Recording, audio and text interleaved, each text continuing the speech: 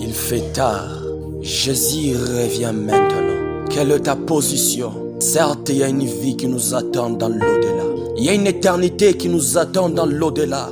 Soit on vit éternellement pour l'enfer, soit on vit éternellement pour le paradis. Quelle sera ta vie dans l'au-delà? Certes, nous préparons notre éternité.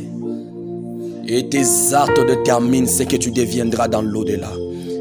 La Bible me dit ceci: ne savez-vous pas que l'amour du monde haït Dieu?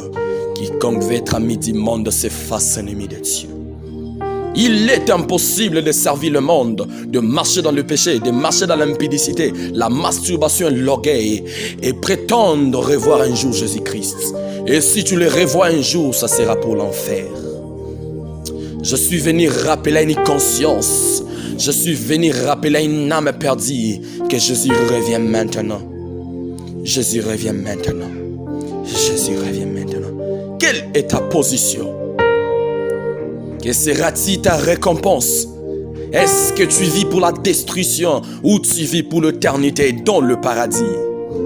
Le péché ne te permettra jamais de craindre Dieu. Ou encore ton corps ne te permettra jamais de craindre Dieu. Quiconque vit selon la chair déplaît à Dieu. La Bible me déclare que les œuvres de la chair sont en opposition directe avec les œuvres de l'esprit. Veux-tu revoir Jésus? Veux-tu être récompensé et couronné de gloire? Vis selon l'esprit. Vis selon l'esprit. Vis selon l'esprit. Ma sœur, toi qui vis dans le péché, tu marches dans l'orgueil, tu t'es dit je suis tout, je suis au bout, je tout, je n'ai besoin de rien. Sache qu'un jour tu auras besoin de Jésus, tu auras besoin de passer ton éternité dans le paradis, mais ça sera trop tard. Le pardon est accordé aux vivants. Après la mort, c'est la condamnation et le jugement. Veux-tu être sauvé? Donne ta vie à Jésus-Christ. Il y a de ces personnes, ça fait 20 ans que tu es dans l'église, ça fait 30 ans que tu chantes, ça fait 30 ans intercesseur, ça fait 30 ans que tu es pasteur, 30 ans que tu es diacre. Est-ce que ta vie a des choses changé? Le problème, ce n'est pas chanter comme un ange. Le problème, ce n'est pas faire ce qu'on fait dans l'église. Le problème est la question qu'on doit se poser. Est-ce que nos caractères, la vie que nous menons, peut nous rendre heureux ou heureux un jour? Ce que nous faisons ici détermine ce que nous serons dans l'au-delà. Père, des gens et beaucoup de gens, des hommes religieux qui pensent que la religion peut sauver. Aucune religion ne peut sauver. Je répète, aucune religion ne peut sauver. Aucune religion ne peut sauver. Si ce n'est que Jésus-Christ, c'est Jésus qui sauve. Je vous dis, Jésus n'a pas appelé des religieux pour publier la bonne nouvelle. Il a appelé des gens embrasés par le feu du Saint-Esprit. Veux-tu être utilisé par Dieu? Veux-tu que tu sois un instrument de Dieu? Je te dis, cherche la puissance, cherche l'onction, cherche l'onction. Ne cherche pas les honneurs, ne cherche pas les honneurs, ne cherche pas la gloire, ne cherche pas tes intérêts, ne cherche pas des postes dans l'église. Le problème, ce n'est pas avoir un poste dans l'église, le problème, c'est être connu de Dieu. C'est avoir un poste au trône, avoir un poste dans le royaume de Dieu. Beaucoup de gens ont besoin d'avoir des postes et il y a des poissons dans l'église qui circulent à cause de cela. Tu seras jugé. Je veux Jésus au lieu d'un poste. Je veux Jésus au lieu d'un poste.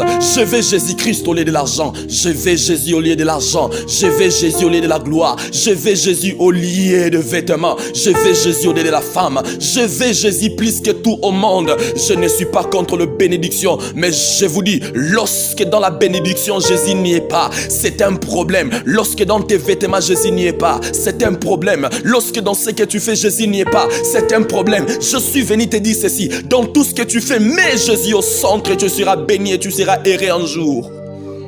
Beaucoup de gens sont bénis et le bénisseur est dehors. Beaucoup de gens sont dans la gloire, mais celui qui les a amenés dans la gloire est dehors.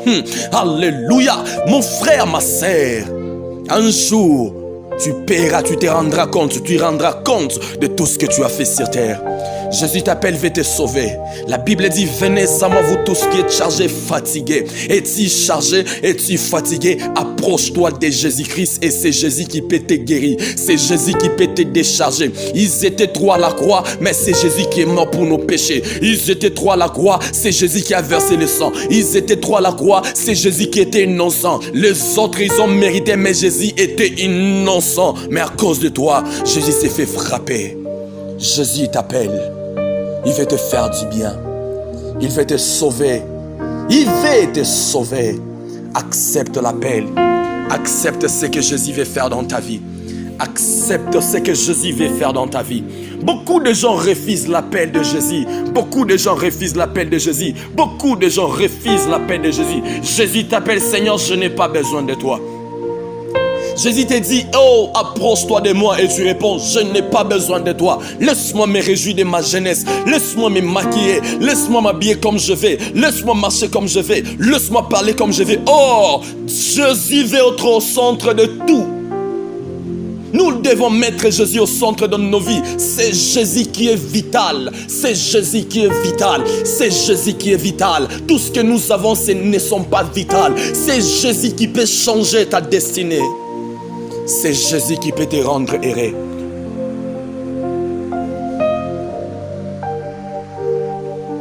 Une chose que j'ai compris dans ce monde depuis que j'étais né.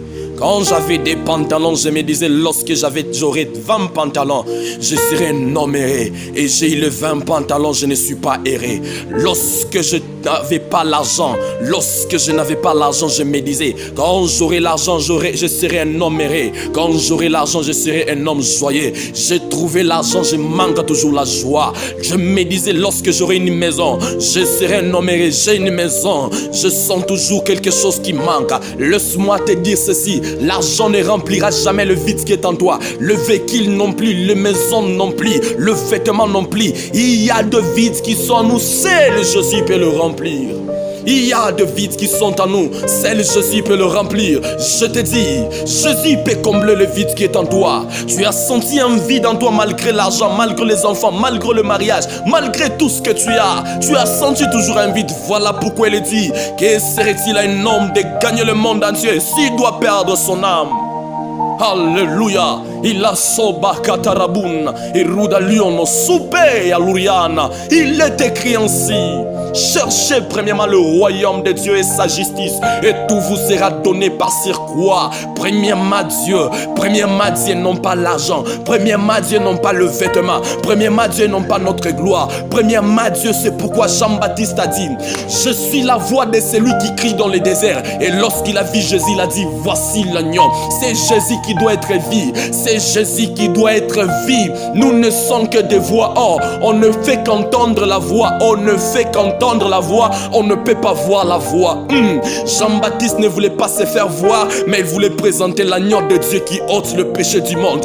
Dans ton ministère, ne te présente pas. Dans tes affaires, ne te présente pas. Dans ton ministère, ne te présente pas. Le fait que tu es pasteur ne signifie pas que tu es le propriétaire de l'église. Arrêtez de vous présenter. Arrêtez de vous présenter. Arrêtez de dire je suis. Arrêtez de dire je suis. Dites au moins je suis la voix qui crie dans le désert. Quant à Jésus, disez au moins voici l'agneau de Dieu. L'église est à Jésus. L'église est à Jésus. Le membre de l'église sont à Jésus. Ce ne sont pas vos brebis. Ce ne sont pas vos brebis. Le fidèle ne sont pas le brebis des pasteurs. Voilà pourquoi Jésus a dit: mes brebis me connaissent. Je connais mes brebis et mes brebis me connaissent. Jésus est le propriétaire. Il est le propriétaire. Le pasteur n'est pas le propriétaire. Le pasteur n'est pas le propriétaire. Non plus l'apôtre, non plus l'évêque. C'est Jésus. Et quant à nous tous, nous sommes sur le même pied d'égalité. Alléluia. Alléluia. Je sais que ça te fait mal quand tu écoutes ça, mais c'est une vérité. Je sais que ça te fait mal quand tu écoutes ça, mais c'est une vérité. C'est une vérité. C'est une vérité. C'est une vérité. Crois en cela, tu seras sauvé. Alléluia, alléluia. C'est Jésus le propriétaire de l'église. Il y a aujourd'hui des gens qui se disent: c'est moi, j'ai 1000 fidèles. Tu n'as pas 1000 fidèles. Tu as été seulement mandaté. Tu es mandaté. Tu es semblable à du charbon. N'oublie pas Protawa Kota Jimika. Bateka Makala Ingini. N'oubliez pas qu'il y a du charbon qui nous attend. Il y a du charbon qui nous fout que il y a plus de 7000 serviteurs. Tu n'es pas le seul Élie. Élie ne te glorifie pas. Élie ne te glorifie pas. Il y a plus de 7000 que Jésus s'est gardé lui-même. Alléluia. Arrêtez l'orgueil, serviteur de Dieu. Jésus vous demandera les âmes qu'il vous a données, les âmes qu'il a placées à votre disposition. Traitez ces hommes bien et vous serez récompensés. Alléluia.